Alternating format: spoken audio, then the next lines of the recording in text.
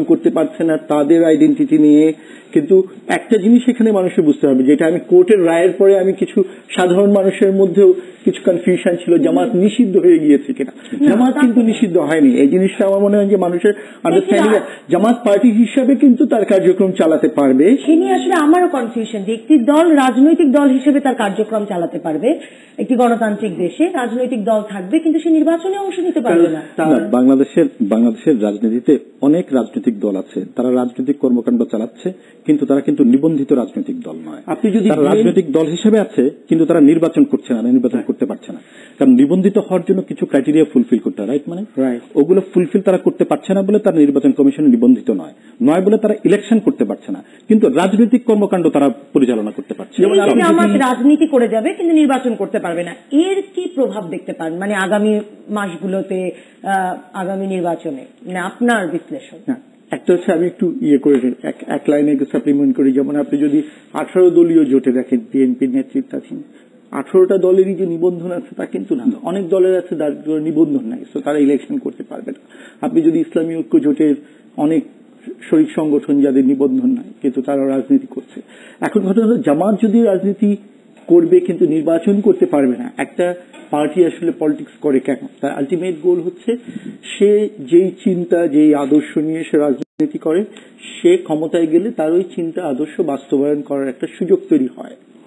যদিও সবাই বলে যে দেশের সেবা করা, করা, এই কথাগুলি হচ্ছে খুবই কমন, সব পার্টি বলে, বাট আমি যেভাবে দেখি সাংবাদিক হিসেবে প্রত্যেকটা পার্টির একটা নিজস্ব চিন্তা থাকে, একটা আদর্শের জায়গা থেকে, ভাবনা থেকে সে ওই জিনিসটা এই সমাজে দেশের রাষ্ট্র প্রতিষ্ঠা করতে চায়। সো জামাত ওই জায়গাটাতে, যেমন আপনি দেখেন যে জামাত যখন 2001 থেকে 6 পর্যন্ত বিএনপির 4 দলীয় জোটের শরিক ছিল, সে ইলেকশন করেছে, ক্ষমতার অংশীদার ছিল, সে কিন্তু তখন রাষ্ট্র ক্ষমতাটা সে ব্যবহার করতে পেরেছে তার রাজনীতির স্বার্থে। সো ওই জায়গাটায় কিন্তু সে ক্ষতিগ্রস্ত হবে, সে যদি নির্বাচন করতে না পারে, সে যদি পার্টি ক্ষমতায় যাওয়ার জায়গাটা বন্ধ হয়ে যায়, সো সে কিন্তু ওই যে রাষ্ট্র ক্ষমতায় গিয়ে তার যে রাজনীতি করার সুযোগটা সেটা থাকছে না। তখন তাকে অন্য স্ট্র্যাটেজি নিতে হবে, তার যে আদর্শ, তার যে তখন তার বন্ধুদের মধ্য দিয়ে সেটাকে তার ইমপ্লিমেন্ট করার জন্য একটা অন্য কৌশল নিতে হবে। বন্ধু থাকবে কেন সেই দলের, যেই দল নির্বাচন করতে পারে না? এটা তো এখন ডিপেন্ড করছে যে বন্ধুরা কি করবে সেটার উপরে। কিন্তু এখন পর্যন্ত আমরা যেটা দেখছি যে মানে তাদের যে দীর্ঘদিনের একটি বিএনপি জোটের সাথে জামাতের যে বন্ধুত্ব, সেই বন্ধুত্বের জায়গায় কিন্তু যথেষ্ট জামাত কিন্তু যথেষ্ট গেইন করেছে। ইভেন বিএনপির অনেক নেতাও কিন্তু যে জিনিসটা বলেন, যে অনেকেই বলেন, বিএনপির অনেক নেতা পার্সোনালিও বলেন, অনেকে এইভাবেও বলেন যে জামাতের জন্য সবচেয়ে বড় লাভজনক হয়েছে বিএনপির সাথে জোট করা। সে বিএনপির ঘাড়ে ভর করে তার রাজনীতিটাকে কাছাকাছি যেতে পেরেছে, এগিয়ে আসতে পেরেছে। সো কেউ কেউ বলেন যে আসলে কে কার দ্বারা সুবিধা পাচ্ছে, বিএনপি জামাতের কাছ থেকে সুবিধা পাচ্ছে না জামাত আসলে বিএনপির কাছ থেকে সুবিধা পাচ্ছে। এবং আমি দেখেছি যে অনেক পলিটিক্যাল অ্যানালিস্ট তাদের মতো আসলে জামাতই বিএনপির কাছ থেকে অনেক বেশি সুবিধাটা নিচ্ছে। কিন্তু তার যদি ক্ষমতায় যাবার সুযোগটি নির্বাচনের মাধ্যমে বন্ধ হয়ে যায়, নষ্ট হয়ে যায়, তো সেই ক্ষেত্রে বিএনপির সেই জায়গাটায় বিএনপির একটি লাভ, সবাই যেটা বলে জামাতের এই যে একটি ভোট আছে, তার যে 4% 5% ভোটের জায়গা, এই ভোটটা কে কাকে দেবে সে। তো এই ভোটটা তার যদি স্বতন্ত্র কোনো প্রার্থী এলাকায় তার মতের দ্বারাই তাকে দিবে, আর নাইলে আরো বড় পার্সপেক্টিভে দেখলে সে হয়তো তার যে সবচেয়ে বড় পলিটিক্যাল বন্ধু বিএনপি আছে তাকে দিবে। কারণ সে চিন্তা করবে বিএনপি গেলে সে যদি আমার কিছু এজেন্ডা বাস্তবায়ন করে, তো ওইভাবে সে পলিটিক্যালি ক্ষমতায় গিয়ে যাবার একটা তার এজেন্ডা গুলোকে এগিয়ে নিয়ে যাওয়ার একটা চেষ্টার মধ্যে থাকবে। একই সমীকরণ আপনার সমীকরণ না, মানে যেহেতু সাংবাদিক হিসেবে তার কাছে অনেকগুলো তথ্য থাকে, যার তথ্যের ভিত্তিতে অনেক কথা বলা সহজ হয়। তবে বাংলাদেশের রাজনীতিতে জামাতের বন্ধু বিভিন্ন সময়ে বন্ধু পরিবর্তিত হয়েছে। একসময় আওয়ামী লীগও তাদের বন্ধু ছিল, অ্যালায়েন্স ছিল তাদের মধ্যে, এবং একসাথে তারা রাজনীতি করেছে, আন্দোলন করেছে, সে বিষয়টা ছিল। তারপর নির্বাচনী জোট ছিল না বা ক্ষমতায় যাওয়ার একসঙ্গে ব্যাপার ছিল না। এই মুহূর্তে যেটা 18 দলীয় ঐক্যজোট যেটা আছে বিএনপির সাথে, বিএনপির নেতৃত্বাধীন 18 দলীয় ঐক্যজোটের একটা অংশ হচ্ছে, এটা হচ্ছে এক ধরনের ইলেকট্রাল অ্যালায়েন্স তাদের মধ্যে। ওকে, এখন প্রশ্ন হচ্ছে, যদি জামায়াতের নিবন্ধন যদি বাতিল থাকে, জামায়াত ইসলাম হিসেবে নির্বাচন না করতে পারে, তাহলে কি হতে পারে? দুটো বিষয় হতে পারে। একটা হতে পারে কি, জামায়াত ইসলাম তার দল হিসেবে সে নির্বাচন করতে পারলো না, দাড়িপাল্লা চিহ্নটা নিয়ে সে নির্বাচন করতে পারলো না, কিন্তু তাদের যে প্রার্থী, তাদের যে মূল্যবোধ, তাদের যে আদর্শ, সে আদর্শ কেন্দ্রে প্রার্থী তো থেকে গেল। প্রার্থী তখন করবে কি, স্বতন্ত্র প্রার্থীর মতোই কিন্তু ইলেকশন করবে, এবং সেই ক্ষেত্রে এদের তো একটা ভোট বেজ আছে, তাই না? প্রত্যেকটা কনস্টিটিউয়েন্সিতে তাদের কিছু সংখ্যক ভোট আছে, তাই না? সেই ভোটটাকে কেন্দ্র করে তারা তখন এই অর্গানাইজড হতে চেষ্টা করবে। এটা একটা হতে পারে। আর একটা হতে পারে, তারা যেহেতু নির্বাচন করতেই পারছে না, কোনো নির্বাচনী অ্যালায়েন্সে থাকার পরও যেহেতু সেখানে প্রার্থী দিতে পারছে না, তখন তাদের চেষ্টা থাকবে অ্যালায়েন্সের অন্য মেম্বার যারা আছে তাদেরকে হেল্প করা, খুব স্বাভাবিকভাবে। এখন যেহেতু তারা 18 দলীয় ঐক্যজোটের মধ্যে আছে, 18 দলীয় ঐক্যজোটের যারা প্রার্থী থাকবেন সেই প্রার্থীদেরকে তাদেরকে হেল্প করবে। এই দুইটার বাইরে অন্য কোনো সম্ভাবনা এই মুহূর্তে অন্তত আমরা দেখি না। তবে একটা বিষয় হচ্ছে যে নিবন্ধন কিন্তু যে বাতিল হয়েছে, নির্বাচন কমিশন থেকেও বলা হয়েছে এই নিবন্ধন বাতিল কিন্তু পার্মানেন্ট কোনো কিছু না।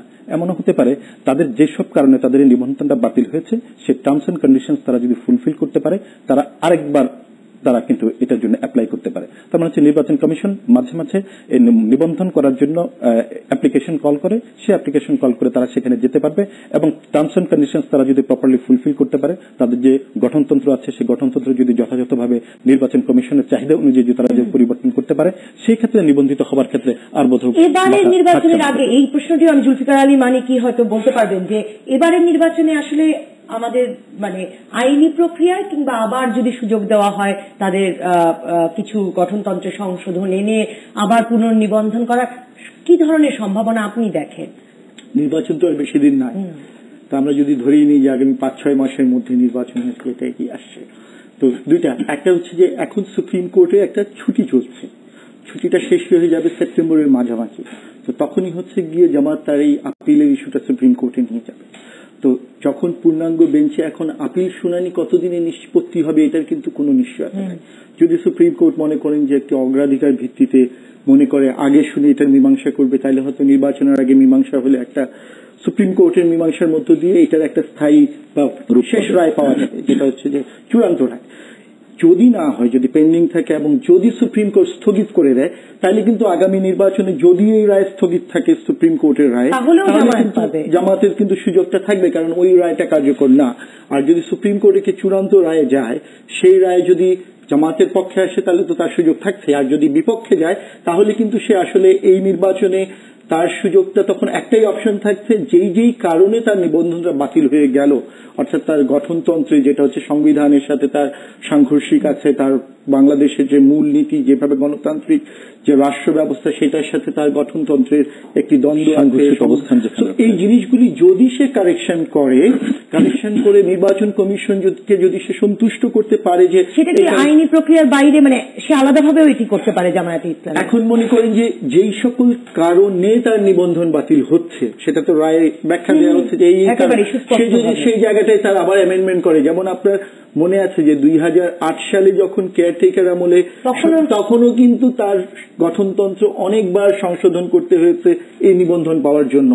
সেই সংশোধন করার পরেও যা দাঁড়িয়েছে তাতেও কিন্তু আসলে খুব একটা সন্তোষজনক নয়, কিন্তু এর আগের বিষয়গুলো নিয়ে চ্যালেঞ্জ হয়েছে আসলে, কারণ আপিলটা আগে করা হয়েছে। সো এখন পয়েন্ট হচ্ছে তারপরে যদি সে আবার অ্যামেন্ড করে আবার ইলেকশন কমিশনকে বলে যে না আমি আবার এখন এই জিনিস ঠিক করিয়েছে, এবং ইলেকশন কমিশনের তো কাকে রেজিস্ট্রেশন দেবে না তার তো নিজস্ব একটি বিধি আছে, তার একটি ক্রাইটেরিয়া আছে। সে যদি মনে করে আমার এই ক্রাইটেরিয়া ফুলফিল করেছে, সো সে যদি আবার নিবন্ধন দিতে চায়, সেটা হচ্ছে ইলেকশন কমিশনের একটি কনস্টিটিউশনাল বডি, এটা তাদের একটি দেখার ব্যাপার। একটা বিরতি নিয়ে আসি, 71 জার্নালে থাকুন।